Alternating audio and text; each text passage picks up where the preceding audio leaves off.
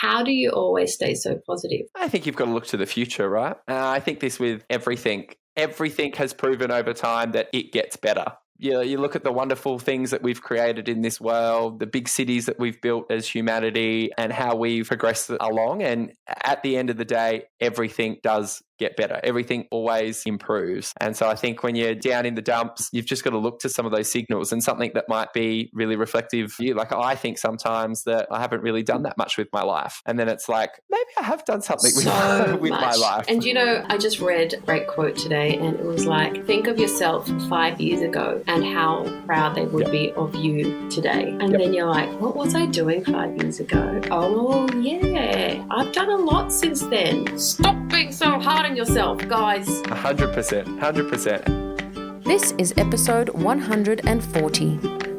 Hello and welcome to my podcast show, Your Coach, Helen Yuskovic.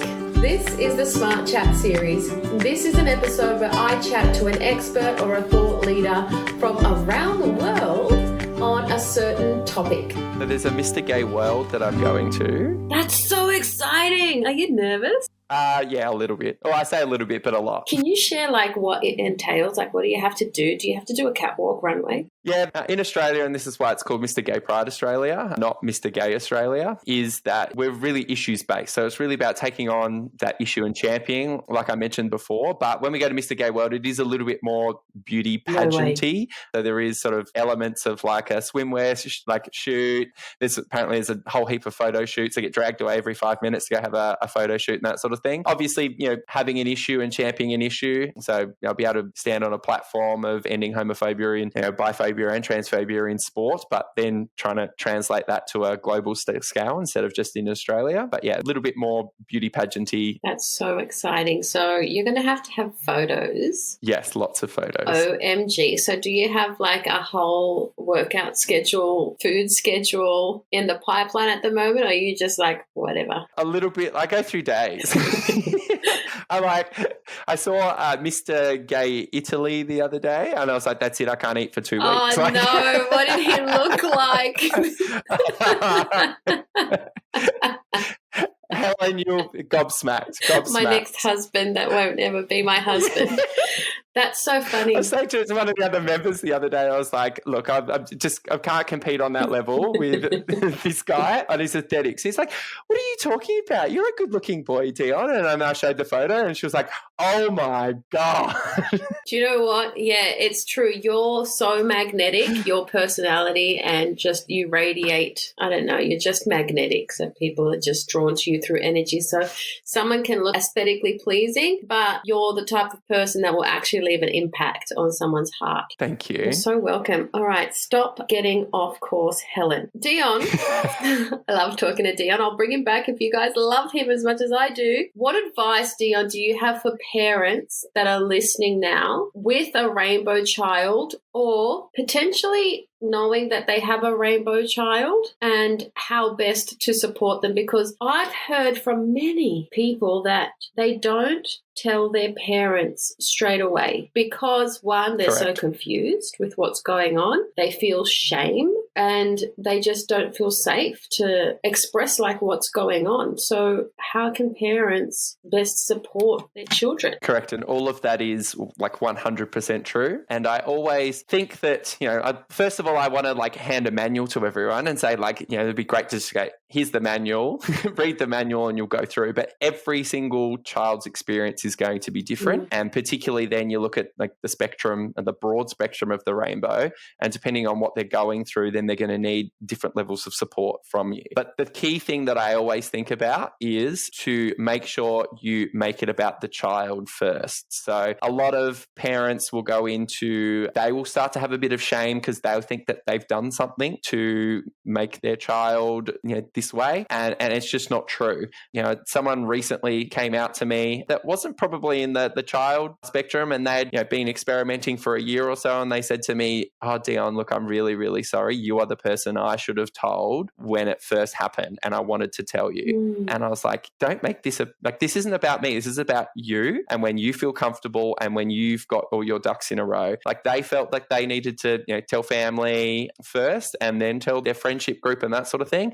And I'm fully supportive of that. There's other people that will want to go the other way. They'll confide in friends first. Yeah. Particularly, I think younger children will confide in friends first. And then from there, they'll build up the courage to tell parents. And it's just about being supportive for the child. So, there's two things that sometimes can happen.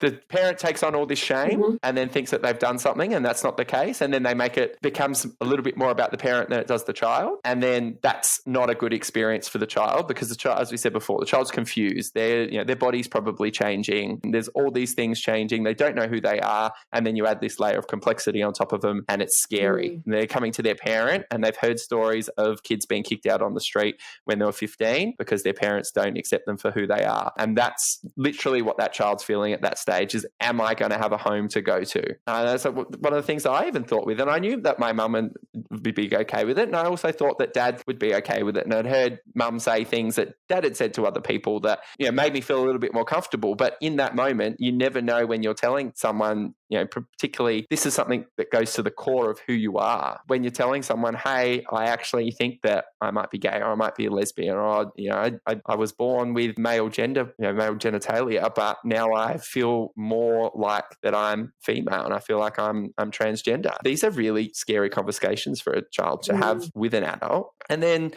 the adults, there's not a lived experience for you either. So I think that's where it gets really scary. And then some adults go and they're like, right, I'm going to put rainbow flags up on the front lawn and I'm going to attend like P-flag meetings and like I'm going to show that I'm fully supportive. But then that is also intimidating for the child as well, because it's like that's too much then. And it's like, oh, you're actively out there almost telling everyone that I am part of the rainbow community when I actually haven't really figured that out for myself yet. And so it is about, like, if you suspect it and they haven't told you, just make sure that you are as supportive as possible as a parent. So just make sure that the child knows that, one, that they're loved, and two, that whatever support they'll ever need in their life, you will provide it for them. And I think, the worst thing you can do is really force it out of someone, because it's their own individual journey and they need to go on that journey to find out who they are as a person, because this will really shape the way they then live their life. So let's brainstorm this a little bit so we can get some practical tips. So I'd love for you, do you want to do an exercise together? We can do an exercise together. I'd love for you to channel back to like when you were 12. Yep. And I'd love for you to share, like if you can just tune in, what would you have loved to hear from your parents at that age? I think for me, just hearing regularly like, I love you. And then, we're very lucky now that things happen in the news and that sort of stuff. But, I remember and it's really little things that add up to a lot. So I remember, and I probably wasn't as young as 12, but I was quite young and impressionable still. There'd be two boys kissing on the TV, which was very rare back then. But then dad would sort of make a comment of, that shouldn't be on TV. Yes. Right? And dad's an accepting person, but that was one of the comments that he came from. He comes from a hyper masculine environment of AFL, and so you hear that, and then you're like, oh. So to be mindful of what you're saying. Correct. Definitely.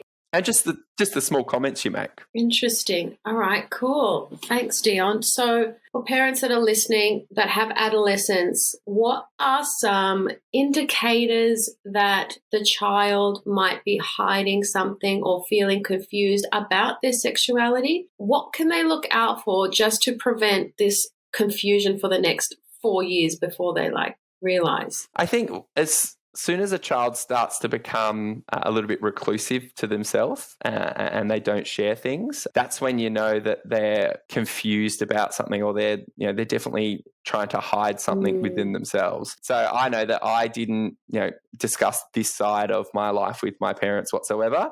And we become really ingrained in sort of talking to friends all the time and just talking to friends. So I think, if children aren't having conversations with you about things, then there's probably a bit of a clue that they are trying to hide that from you. And not necessarily hide that, just they don't feel comfortable with it themselves and they don't know themselves yet that this is something that they either need to tell you either. So, go back to the girl with the list before that wanted to go through and try everything. She might just be going through an experimental stage. Now, is she necessarily telling her parents that she's going through that experimental stage? Probably not. No. Hey, Mum, look at my list. I've got 15 more people to date this year. But you'll also see, I think it's important too, just to always have a temperature check on what does the mental health of my child look like as well. So how are they, are they reacting to me in quite aggressively from something that I wouldn't have expected? So are they acting out a little bit? Because when they're confused about who you are, then everything's up in the air. The suicide rates of young LGBTQIA plus individuals, when you look at the first part of the rainbow, it's 6 times more likely that gay, lesbian kids will commit or have suicidal thoughts. If your child's transgender, then they're 15 times more likely to have suicidal thoughts or to act on those suicidal thoughts. And this is again why it's so important just to make them feel loved and accepted, and make sure that there's visibility for them out there, that they go, right, there is someone like me. Because you're not going to be able to provide all the support you want because you haven't lived it yourself. Yeah, I know that there's cultures and religions that are totally against being gay. And I know that we're lucky here in Australia for parents that are listening that are from these sorts of cultures, but they're willing to learn about it and sort of go against their culture or go against their religion. Is there places where they can source information? 100%. There is so much online, and there'll always be there's a major organisation within every single state in Australia, particularly. Same exists overseas, a lot of government departments. So in New South Wales, there's ACON. There's organisations like 2010, which is a very youth-focused organisation. In Victoria, there's Minus 18, and these organisations exist across Australia, and they've all got resources on understanding our broad spectrum of the rainbow a little bit better. There's fact sheets, there's meetings, there's all sorts of things. And these are resources also that then you can use, if your child's feeling like they're alone, or someone, even for adults that are confused about the feelings that they're having and the thoughts they're having, you can send them off to these groups. There's phone calls, that sort of stuff. So, Lifeline's great, provides a great service in Australia, but then there's dedicated, LGBTQIA plus help support lines these people can chat to, and then they're chatting to someone like them, which I think is super important. Totally. Because when you're talking to your parents don't know what you're going through. Yes, they can sympathise, but they do not understand what it is at your core, be confused with who you are. Yeah, I got told the other day that I'm going to hell because I'm not doing a certain thing that person was doing constantly. And I was like, I'm so going to heaven and it's going to be so beautiful. But that's why... I'm looking forward to going to hell, actually. It sounds like a great party. So it's stories, right? Stories. Now, Dion, I wanted to touch on a few things. I used to be a beauty therapist, so I got all the goss all the time as a beauty therapist. And I remember one story where I used to wax or laser a referee for football. And I remember he said to me, he's like, Helen, I'm a and I was like, okay, that's nice. And he's like, but no one knows it yet. And I was like, oh, okay. I didn't really know who he was. He's like, I have a wife and a child. And I was like, oh, you're in trouble. And then I'm like, wait, hold on. You're going to tell the football squad? He's like, yeah, I'm going to come out with it. He's like, so it might be in the paper soon. And I was like, well, good luck with it. You just follow your heart and you just do your thing. And his wife already sort of knew.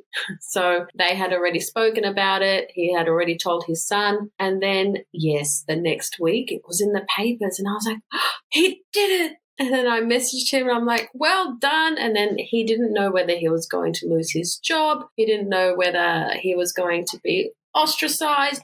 He was so accepted, and it was so nice to see. And then another time when I had a beauty salon, this man, he came and he's like, he's married, and he was like, I'm having dreams of my best friend and I. And then he's like, I don't know what that means. I'm like, well, I do. And then it's like, well, what do you think? I said, I think you should go and speak to a therapist and let them know what's going on. I said, I have my opinion. I said, but you should really go and work it out. And then sure enough, after a while, he separated from his wife. She was in big shock. She didn't understand. She thought it was her. She thought she'd done something wrong. And, then there's that side of things where sometimes people just have lived this life because of what we were told. We've got to get married, we've got to have children, we've got to go to uni, become doctors and all of that sort of stuff. And then comes a point in life where they're like, I'm just not fulfilled.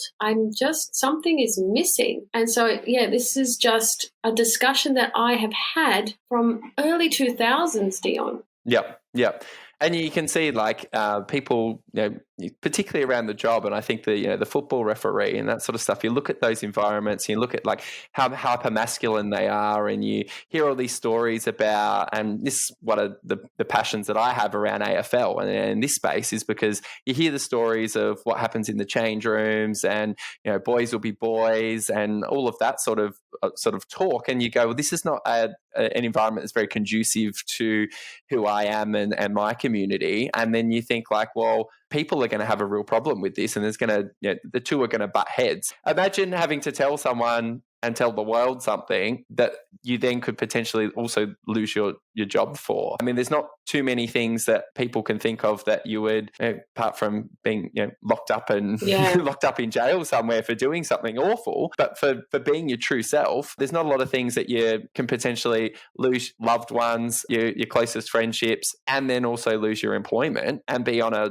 sort of a blacklist, if you like, for employment. I mean, we're very lucky in this day and age, but still there's sections of the community where this is rampant. I mean, if I wanted to go and teach in a Catholic high school or even a Catholic primary school, if they were like, you know what, Dion, you're a bit too much of an activist outside of your work here teaching kids, that's not conducive to who we are as a Catholic educator, we're going to fire you. And they can fire me immediately. Yeah, right. So then how is that different to racism? Correct. Wow. I love this discussion, Dion, but it's time for your second curveball. Are you ready to play? Oh, no. I better get my bat ready, I reckon. Ready? Dion, how do you shift from a negative mindset to a positive mindset? I think it's always about just remembering the good things that have happened in life too. So, I always think about, and I think I can use this example above everything else. There's the Sydney Swans with what they do and in the environment they're in are always subject to criticism. And there's always some keyboard warrior that'll get on an Instagram post and go, let's just concentrate on the football. Why do we need to put all these rainbow flags everywhere, or you're all going to hell or something like that? And you can get so you're going to hell too? Yeah, I'm going to hell, so it's fine. We're going to have a party. Yes, maybe I'll marry you there. There you go. We can be married there. But there's all these negative comments and you can take them on board. But then, I think back to the times where, I was fortunate enough last year during the Pride game to speak on the Oval at quarter time. So I spoke to 40,000 people about yes. Were you nervous? That was great. It wasn't so bad because I was right up against the boundary line, and so I was looking into the field, and that was all empty at that stage. So I didn't really see very many people's faces right in front of me, but it was a great experience. And when you speak, just quickly, is it one of those microphones where you speak and then it echoes later? Yep. So it's echoing to the whole audience, and I like you. She spoke and she was like, "Look, you're going to hear your own voice. Just keep going. Just keep going with what you're saying." What were you saying? Yeah, just about how important the game was for my community, how much it meant to have a Pride game, and what the visibility meant for my community, and how much I believe that then and what they've done has created a very safe space for my community at those football games. I used to really think of going to the football game and wearing a rainbow scarf or a rainbow Guernsey or something like that, and I'd be like, is someone, is there going to be someone that gets drunk and then I'm their outlet? Can I interject? You can interject. I remember one time where Dion said to me that he felt sort of paranoid to hold your boyfriend's hand at a football game. Correct. Because of this. Correct. And that makes my blood boil. And now it's great. We walk in all the time, but you're still always thinking behind you, what's going to what's going to happen. In the back of your head, you're like, is there going to be something that happens here because of this? But, to create a safe space, and that's what, the Swans are doing and St Kilda have done with that Pride game, is just massive. And then when I uploaded that video onto social media, someone commented and they were like, I didn't think that I would ever be able to go to an AFL game as a gay man. And now from like what you've said and all the work that you've done, I would feel comfortable that I would be able to go to a game. And I just, like, for me, that is huge. And I just have to go back to, comments like that, moments like that, where people have been like, this has been, like, what you've done has been really important to me. And this is the impact that it's had. And then I think, you know what? Those people that are keyboard warriors are just small-minded individuals, and they've got their own problems that they're dealing with. We just need to go forward, living our best lives. And really, at the end of the day, it comes from, their comments come from a place of jealousy or negativity. It's not always easy to get your mindset around really quickly, but I think, having something that you can come back to and say, like, this is my little booster, or here's Helen, my bundle of joy that always going to bring me back into a positive mindset. Something like that, where you can go, you can lean on that, particularly while you're diving deep into negative comments and that sort of stuff. Thank you. I love hearing how people are able to navigate through mindset, because you're rarely in a negative mindset, or you hide it well like I do. And so one more add-on is, how do you always stay so positive? I think you've got to look to the future, right? So I think this with everything. Everything has proven over time that it gets better. So, you look at the wonderful things that we've created in this world, the big cities that we've built as humanity, and how we've progressed along. And at the end of the day, everything does get better. Everything always improves. And so I think when you're down in the dumps, you've just got to look to some of those signals, and something that might be really reflective for you. Like, I think sometimes that, I haven't really done that much with my life. And then it's like, I've got to pull out my bio and then have a read of my bio. And, I talked a story of like, hey, I just spoke to 40,000 people about, the rainbow community at a AFL game. Yeah. And then you're like, maybe I have done something with my life. And, I just read a great quote today, and it was like, think of yourself 5 years ago and how proud they would be of you today. And then you're like, what was I doing 5 years ago? Oh, yeah, I've done a lot since then. Stop being so hard on yourself, guys. 100%.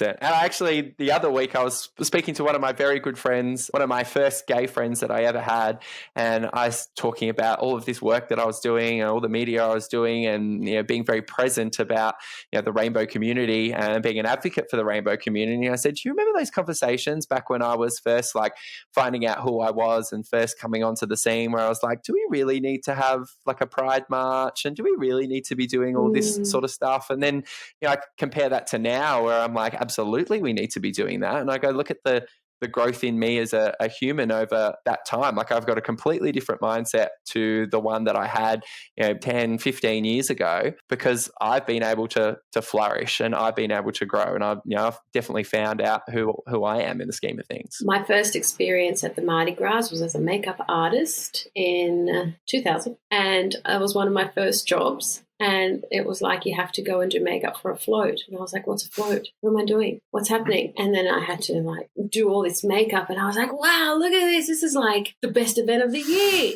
It is so good. Recently, I did a piece for Westfield. They brought in a whole cube in Westfield, Sydney, and they were playing stories from people from the community. And I reflected on like my first Mardi Gras, and just how accepting everyone was, and how excited the whole city was, and just the energy that's in down Oxford Street, but then it spills out to all the other streets around Sydney. Just how electric that was, and just I'd never felt that for anything else ever. And every single time I march down Oxford Street during the Mardi Gras parade, I'm always like, you know what?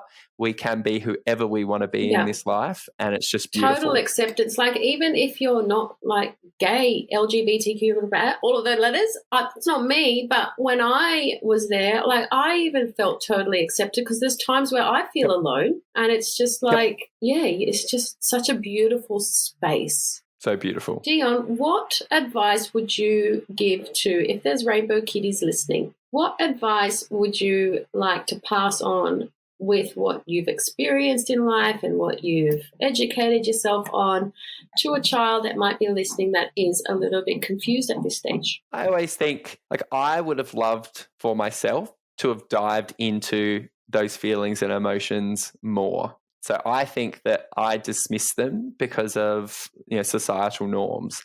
And I think that my progress was quite stunted as a gay man and trying to find myself. So I always think back to, my childhood, and if I was to write myself a letter, it's like really be curious about those feelings that you're feeling and find a way. There's lots of things to do on the internet now. There's YouTubers and there's all sorts of people that are talking about how they came out, or their stories and their journeys. Like even me doing this, talking about my journey, just listen to them. Something's going to resonate at one stage. And just because you feel like you're different now doesn't mean that there's not someone like you out in the world. And there will be. And just make sure that you are having that little bit of healthy curiosity and a little bit of skepticism around the way the world should be. I think is my big thing, because people will try and box you into something.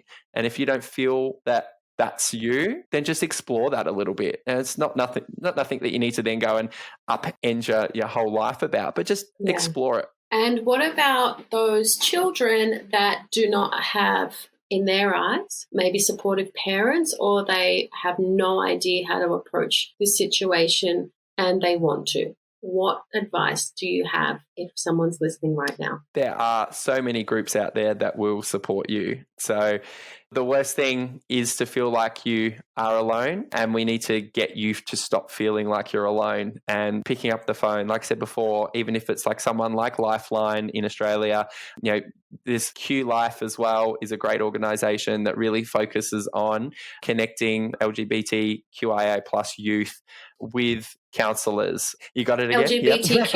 LGBTQAI plus, correct. Just really helping the rainbow youth. So finding someone that you can talk to. Now, it doesn't have to be a stranger. More often than not, confessing some of this to a stranger is easier because they don't know you, and it comes with no judgment. But sometimes it might be a best friend or someone. Just find someone that you can trust, or you feel like you can open up to, and just start a conversation with them, because we really need to talk about this. There's lots of things as humans we need to talk about, and this goes to the core of who we are, and we really need to make sure that you're feeling comfortable and you're feeling supported and not alone, because no one is ever alone. They don't have to be alone. And if you've got no one to reach out to, just reach out to me or Dion on our Instagram. I'll put our links up there 100%. On the show notes, and we'll talk to you. We'll be your friend. Always. And we'll support you. Always. Because this is... And we'll be your big shining rainbows. Totally. This is an issue that doesn't need to be magnified so big, right? You are who you are. Be happy and confident with who you are. You don't need to change. It is all good. Just reach out to the right people. If you feel like you don't have support, and if you don't have anyone that you can reach out to, you reach out to Dion Alexander and myself. Dion, what would you love to see in the world? I would love to see a little bit more acceptance in the world, I think, and just people being able to be whoever they want to be. So we're at a really good place. But I just think that we need to make sure that there's education available for everyone.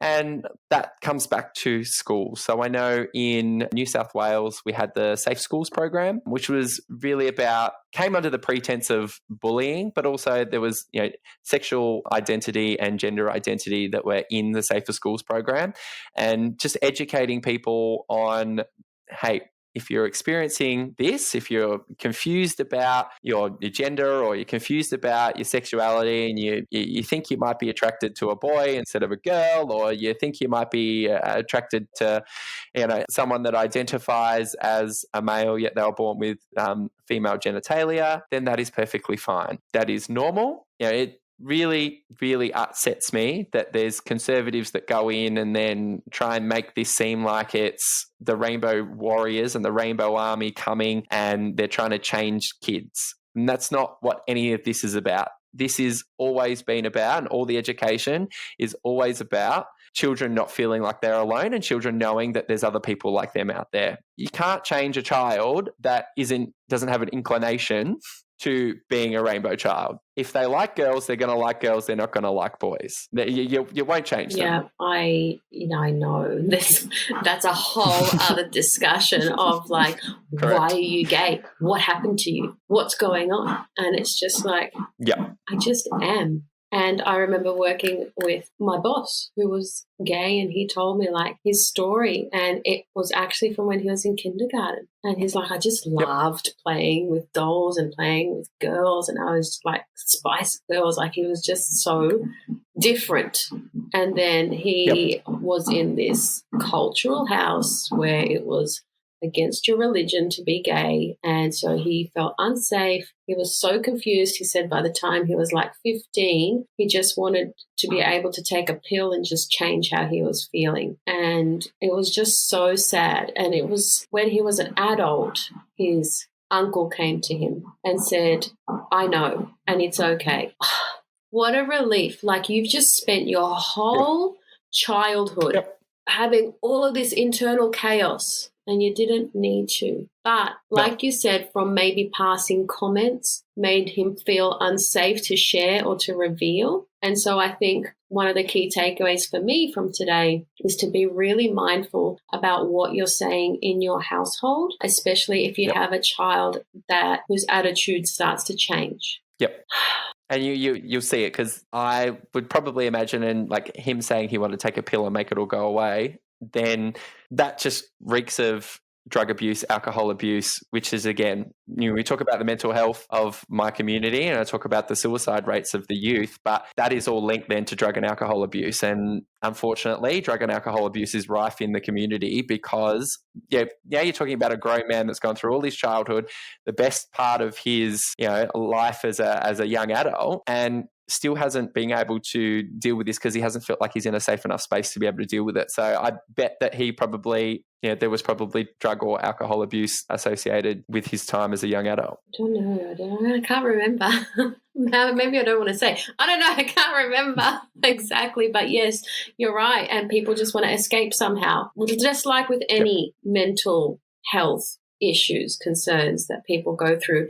Dion, thanks so much for your chat today. It was supposed to be half an hour. We're at an hour. I am so sorry. We might cut this episode into two. We talk all the time, don't we? Yes, and we can talk forever. But before we go, is there anything that we haven't spoken about that you want to add in, or is there anything that you'd like to share? I just think my big message is no one should be alone. So just, if you're curious about some of the things that I've spoken about, some of the things that Helen's mentioned as well, just have a look and just be really curious around how you can be a better ally to the rainbow community, how you can be better supportive. And, if you know someone that identifies within the rainbow community, just ask them honestly and say, hey, I'd really like to learn more about, X. Maybe it's, why pronouns are really important to you and your community. Just ask them some questions.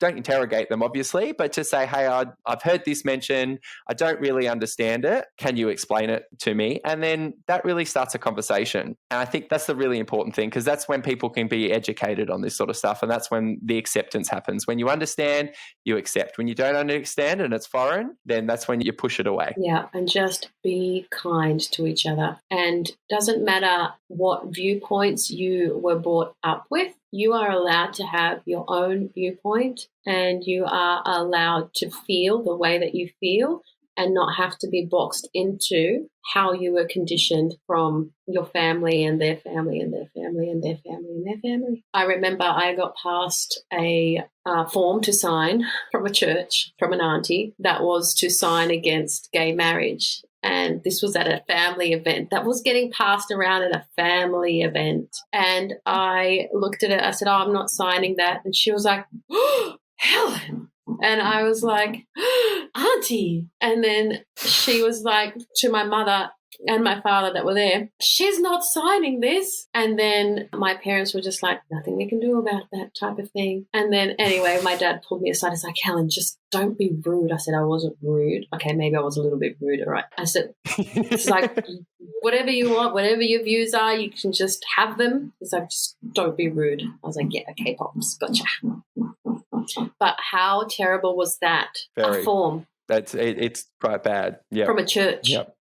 They preach on doing lots of good in the world, but sometimes you need to look at what it is that they're doing damaging. And I have no problem with religion and people practicing religion. I just think at the end of the day, we're all humans and we all deserve to be treated the same.